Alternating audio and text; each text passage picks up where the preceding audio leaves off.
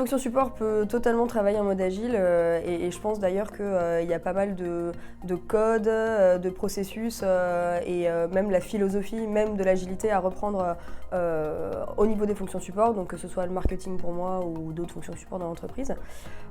Et concrètement, voilà, moi au niveau de mon service, j'ai pu reprendre différents codes donc, de l'agilité, à savoir l'organisation un petit peu en mode backlog et en mode on va dire story à prioriser sur différents projets. Et même ça va jusqu'aux meetings on va dire qui sont un petit peu mis en place dans l'agilité. On essaye de faire des mini daily scrum le matin pour faire le point un petit peu sur l'état d'avancement des projets, où est-ce qu'on en est, s'il y a des difficultés, et même un petit peu faire des rétrospectives une fois que le projet est fini pour essayer de se poser, de voir qu'est-ce qui a fonctionné, qu'est-ce qui n'a pas fonctionné, qu'est-ce qu'on pourra mieux faire la prochaine fois. Donc concrètement, l'agilité, je pense que ça a un impact fort sur mon service en l'occurrence. On est obligé en effet un peu de travailler ensemble puisque moi mon travail ça va être de valoriser ce que eux produisent. Du coup donc on utilise beaucoup les revues de sprint pour avoir justement le rendu de ce qui a été développé, de ce qui est prêt, pour que nous ensuite au marketing on puisse communiquer auprès du client final sur les nouvelles fonctionnalités, ce qui a été fait et mettre en valeur un petit peu tout ça.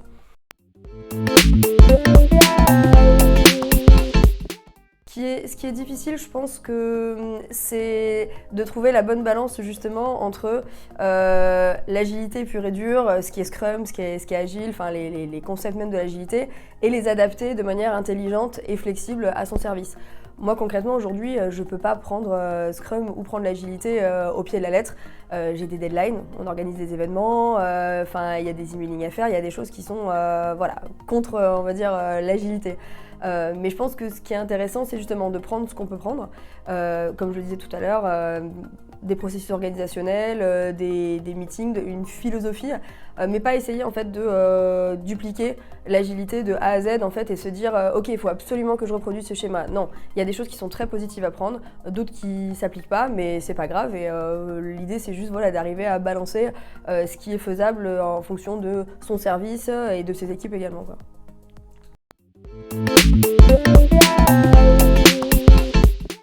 Ce qui change dans le fait de travailler avec l'agilité, c'est beaucoup la communication et les interactions qu'on peut avoir entre les différents services. Si on est sur des modèles un petit peu traditionnels, on a souvent la tendance à penser que le marketing est dans un coin, le commerce dans l'autre, le développement dans son bureau et que tout ce petit monde au final n'arrive pas trop à travailler ensemble. Moi ce que je trouve génial avec l'agilité, c'est que ces barrières elles tombent, il n'y a plus de mur du tout entre les bureaux. On est vraiment sur une communication qui est simple, qui est efficace et qui est très régulière entre le commerce d'un côté, le développement et le marketing qui est un petit peu, on va dire, à la croisée des chemins de tout ça. Donc ça, c'est vraiment quelque chose qui est super intéressant.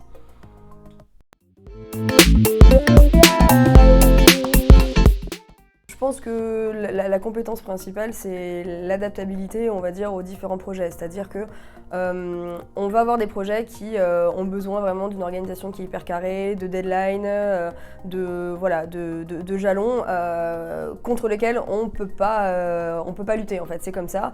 Il faut savoir l'accepter. Et en même temps, il faut à côté de ça garder une adaptabilité qui est hyper importante, rester flexible, rester réactif et être capable un petit peu de mettre un peu de désordre des fois dans l'organisation qu'on peut mettre en place. Mais c'est hyper important, je pense, de comprendre que les deux sont pas contradictoires, qu'on peut très bien avoir une organisation qui est hyper carrée, ce que je considère moi avoir dans mon travail, et en même temps laisser une part un petit peu à la flexibilité et à l'adaptabilité qu'il faut dans ce type d'organisation.